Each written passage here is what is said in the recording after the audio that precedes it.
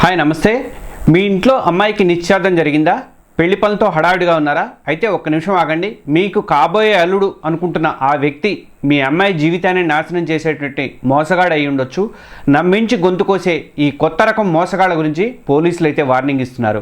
హైదరాబాద్లో పెరిగిపోతున్నటువంటి ఈ dangerous trend మీ ఇంటి దాకా రాకుండా ఉండాలంటే ఈ వీడియోని చివరిదాకా తప్పకుండా చూడండి. పెళ్లి అంటే రెండు మనసులు, రెండు కుటుంబాలు కలిసి జరుపుకునేటువంటి ఒక అద్భుతమైన వేడుక. కానీ ఇదే పెళ్లి పేరుతో కొందరు మోసగాళ్ళు అమ్మాయిల జీవితాలతో ఆడుకుంటున్నారు. హైదరాబాద్లో ఇది ఒక కొత్త ట్రెండ్గా మారిందండి. ప్రేమ పేరుతో జరిగేటువంటి మోసాల గురించి మనం చాలా విన్నాం ఇప్పటిదాకా. కానీ ఇది దానికి పూర్తిగా ఆపోజిట్గా జరుగుతుంది. అంటే పెద్దలు చూసి రెండు కుటుంబాలు ఒప్పుకొని ఓకే అనుకున్న తర్వాత నిశ్చితార్థం కూడా అయ్యాక అసలు మోసం అనేది బయటపడుతుంది అనమాట. అంటే పెళ్లి పీటల మీదకి రావాల్సిన వాడే అమ్మాయికి నరకం చూపిస్తున్నాడు. కట్నం కోసమో కామం కోసమో కన్నవాళ్ల కళల్ని కూల్చేస్తూ ఉన్నాడు. ఈ కొత్త తరహా మోసాలపై Hyderabad police commissioner VC Sajjanar కొన్ని కీలకమైనటువంటి సూచనలు అయితే ఇచ్చారు. ఇంతకీ ఏంటా మోసం? దీని బారిన మీరు పడకుండా ఉండాలంటే ఏం చేయాలి? ఈరోజు వీడియోలో అన్ని విషయాలు వివరంగా చూద్దాం. ఇలాంటి మంచి మంచి వీడియోలు అందిస్తున్నటువంటి మన తెలుగు జర్నలిస్ట్ ఛానల్ని ప్రతి ఒక్కరు కూడా సబ్స్క్రైబ్ చేసుకోండి. ఆ పక్కనే ఉన్నటువంటి బెల్ ఐకాన్ కూడా ప్రెస్ చేయండి.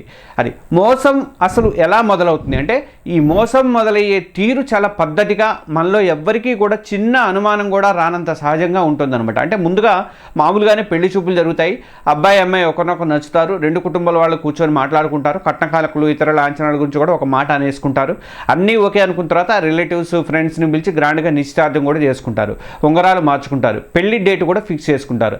ఆ క్షణం నుంచి ఆ అమ్మాయి కాబోయే పెళ్లి కూతురు, అబ్బాయి ఏమో కాబోయే పెళ్లి కొడుకు. ఇంతవరకు బాగానే ఉంది, ఓకే. కానీ ఇలా అనుకుంటున్న టైంలోనే అసలు కథ అనేది మొదలవుతుంది అనమాట. ఎలాగో మనం పెళ్లి చేసుకుంటున్నాం కదా, పెళ్లి చేసుకోబోతున్నాం కదా అనే ఒక్క మాటను అడ్డు పెట్టుకొని ఆ చనువును ఆసరాగా చేసుకొని అబ్బాయి అమ్మాయికి దగ్గర అవ్వాలని చెప్పి చూస్తున్నాడు. తరచుగా ఫోన్లు చేయటం, గంటల తరబడి చాటింగ్ చేయటం, బయట కలుద్దామని అడగటం, ఇలాంటివన్నీ మొదలు పెడతాడు. మొదట్లో ఈ ప్రవర్తన అంతా ప్రేమగానే కనిపిస్తుంది. తన గురించి, తన కుటుంబం గురించి ఎంతో గొప్పగా చెప్తాడు. నేను మహారాణిలాగా చూసుకుంటానని చెప్పేసి కూడా అబ్బాయి నమ్మిస్తాడన్నమాట. కొన్ని రోజులు గడిచాక అతని మాటల్లో, ప్రవర్తనలో మార్పు అనేది వస్తుంది. మన పెళ్లి ఫిక్స్ అయింది కదా, ఇప్పుడు మనం కలిస్తే తప్పేంటి అని మెల్లగా మాటలతో మెబ్బెడతాడు. ఒంటరిగా కలుద్దామని, శారీరకంగా దగ్గర అవ్వాలని చెప్పేసి ఒత్తిడి తెస్తాడు.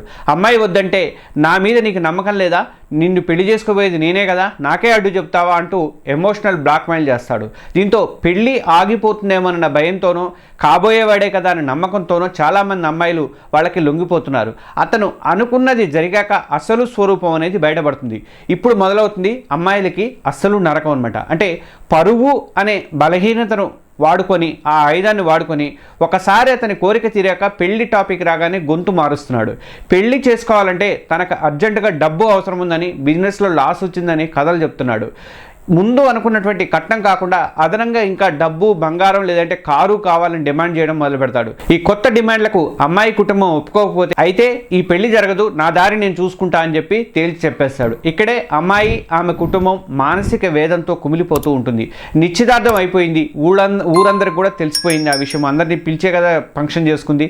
ఇప్పుడు మళ్ళీ పెళ్లి ఆగిపోతే సమాజంలో పరువు పోతుందని చెప్పేసి వాళ్ళు భయపడుతుంటారు. ఎంగేజ్మెంట్ అయ్యి పెళ్లి ఆగిపోయిందంటే నలుగురు నానా రకాలుగా మాట్లాడుకుంటారని కుమిలిపోతారు. కూతురి జీవితం ఏమవుతుందో అని చెప్పేసి తల్లిదండ్రులు తల్లడిల్లిపోతుంటారు. సరిగ్గా వాళ్ళ ఈ బలహీనతనే ఆ మోసగాళ్ళు ఆయుధంగా మార్చుకుంటున్నారు. ఆ భయాన్ని, ఆ నిస్సహాయతని వాడుకొని మరింత డబ్బు గుంజుతున్నారు. అంతటితో ఆగకుండా కొందరు నిశ్చితార్థం తర్వాత ఏకాంతంగా గడిపినప్పుడు తీసినటువంటి ఫోటోలు కానీ, వీడియోలు కానీ చూపించి అడిగినంత డబ్బులు మాత్రం మీరు ఇవ్వకపోతే ఇవన్నీ సోషల్ మీడియాలో పెట్టేస్తా అని చెప్పేసి బ్లాక్మెయిల్ కూడా చేయడానికి వెనకాటలేదు. పరువు పోతుందేమనే ఒకే ఒక్క కారణంతో చాలామంది బాధితులు పోలీసులకి కంప్లైంట్ ఇవ్వడానికి కూడా ముందుకు రావట్లేదు, భయపడిపోతున్నారు. ఇదే అదనంగా ఆ కేటుగాళ్లు మరింత రెచ్చిపోతున్నారు. హైదరాబాద్ షీ టీమ్స్ అధికారుల ప్రకారం ఈ తరహా కేసులు అనేవి ఈ మధ్యకాలంలో చాలా ఎక్కువయ్యాయండి. ఒక్క విషయం గుర్తుపెట్టుకోండి, పరువు పోతుందని మౌనంగా ఉంటే ఆ మోసగాడికి మనమే ధైర్యం ఇచ్చినట్టు అవుతుంది. అమ్మాయి జీవితాంతం ఆ బాధను అనుభవించాల్సి వస్తుంది. పరువు కన్నా మీ అమ్మాయి జీవితం, ఆమె సంతోషం ముఖ్యమని గుర్తుపెట్టుకోండి. మరి ఎలా జాగ్రత్త పడాలి అంటే, ఈ పెళ్లి మోసాలు పెరిగిపోతుండటంతో Hyderabad police commissioner VC Sajjanar అమ్మాయిలకు, వాళ్ళ తల్లిదండ్రికి కొన్ని కీలకమైనటువంటి సూచనలు అయితే ఇచ్చారు. ఈ జాగ్రత్తలు కనుక మీరు తీసుకుంటే ప్రమాదాన్ని ముందే పసిగట్టవచ్చు అనమాట.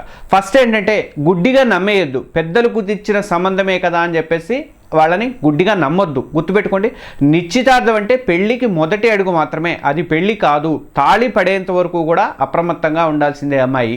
రెండోది, అబ్బాయిల గురించి పూర్తిగా ఎంక్వైరీ చేయండి. అబ్బాయి గురించి, అతని కుటుంబం గురించి వీలైనంత లోతుగా విచారించండి. అంటారు కదా, అటు 7 తరాలు ఇటు 7 తరాలని, అది చేయాల్సిందే. అతను చెప్పిన మాటలే కాకుండా మీకు తెలిసిన మార్గాల్లో అతని క్యారెక్టర్ కానీ, ఫ్రెండ్స్ కానీ, అలవాట్లు కానీ, వీటన్నిటి గురించి కూడా తప్పనిసరిగా తెలుసుకోండి. వీలైతే అతను పనిచేసేటువంటి ఆఫీస్లో కానీ, నివసించే ఏరియాలో కానీ ఎంక్వైరీ చేస్తే ఇంకా మంచిదన్నమాట. ఇక మూడోది ఏంటంటే రెడ్ ఫ్లాగ్స్ గమనించండి. అంటే పెళ్లికి ముందే ఒంటరిగా కలుద్దామని, శారీరక సంబంధం పెట్టుకుందామని చెప్పేసి ఒత్తిడి చేస్తున్నాడంటే అది ఖచ్చితంగా డేంజర్ బెల్ అన్నట్టే. ప్రేమ, నమ్మకం లాంటి మాటలతో ఎమోషనల్ బ్లాక్మెయిల్ చేస్తే అస్సలు లొంగొద్దు. ధైర్యంగా ఖచ్చితంగా నో చెప్పండి. మీ మీద నిజంగా గౌరవం ఉన్న వ్యక్తి అలాంటి డిమాండ్లు అయితే చేయడు. ఇక ఫోర్త్ వన్ ఏంటంటే డబ్బు డిమాండ్ చేస్తున్నాడా అనుమానించండి. ఎంగేజ్మెంట్ అయ్యాక ఉన్నట్టుండి డబ్బు కావాలని అడిగినా, అదనపు కట్నం గురించి పదే పదే ప్రస్తావించినా కానీ వెంటనే అనుమానించండి. ఆర్థిక విషయాల్లో అతని ప్రవర్తన గమనిస్తూ ఉండండి. ఇక ఫిఫ్త్ వన్ ఏంటంటే భయపడకుండా ఇంట్లో చెప్పండి. కాబోయే భర్త ప్రవర్తనలో మీకు ఏ చిన్న తేడా కనిపించినా, అనుమానం వచ్చినా వెంటనే మీ తల్లిదండ్రులతో లేదంటే మీరు బాగా నమ్మేటువంటి ఫ్రెండ్స్తోనైనా చెప్పండి. అమ్మాయిలు భయపడి విషయాన్ని దాచిపెడితే ప్రమాదం మీకే. ఈ జాగ్రత్తలు తీసుకుంటే మోసాన్ని మొదటి దశలోనే గుర్తించి జరగబోయేటువంటి అనర్థాన్ని ఆపగలుగుతారు. ధైర్యంగా పోలీసులకు ఫిర్యాదు చేయండి. ఒకవేళ మీరు కానీ, మీకు తెలిసిన వాళ్ళు కానీ ఇలాంటి మోసాల బారిన పడి ఉంటే దయచేసి ఎవ్వరూ కూడా భయపడద్దు. మౌనంగా ఉండి ఆ నరకాన్ని భరించకండి. మీ మౌనం వాడికి బలాన్ని ఇస్తుంది. మీ ధైర్యం వాడికి శిక్ష పడేలా చేస్తుంది. పరువు గురించి ఆలోచించి జీవితాన్ని పాడు చేసుకోవద్దు. పోలీసులు మీకు అండగా ఉంటారు. మీరు కంప్లైంట్ ఇస్తే మీ వివరాలను చాలా సీక్రెట్గా ఉంచుతారు. ఎలాంటి వేధింపులకు గురైనా, బ్లాక్మెయిల్ చేసినా వెంటనే స్పందించండి. వెంటనే నేను చెప్పేటువంటి నెంబర్లకి ఫిర్యాదు చేయండి. హైదరాబాద్ షీ టీమ్స్ అయితే వాట్సాప్ నెంబర్ ఉంది 9490616555 9490616555.